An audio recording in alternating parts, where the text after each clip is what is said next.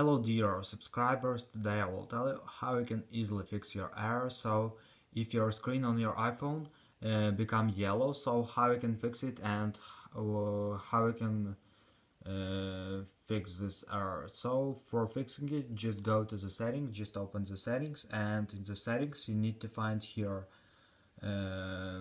display and brightness, so here you can see it, and here you need to tap on night shift, and here you need to make your screen less warm. So maybe you or your kids just make your display more warm, so you just need to make it in normal, so just on the center of line, and now it will become usual for you. So I hope it will help you. Thanks for watching, have a nice day, subscribe to my channel, click like, and goodbye.